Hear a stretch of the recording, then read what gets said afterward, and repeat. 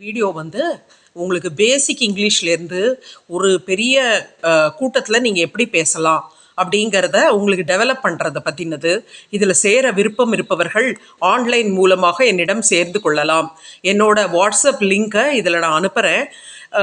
உங்களுக்கு வந்து பேசிக் வார்த்தைகள்லேருந்து ரொம்ப கஷ்டமான வார்த்தைகளுக்குள்ள அர்த்தத்தோட உங்களுக்கு விளங்கும்படியாக சிம்பிளாக மார்க்கர் மற்றும் போர்டோட நான் வந்து எக்ஸ்பிளைன் பண்ணுறேன்.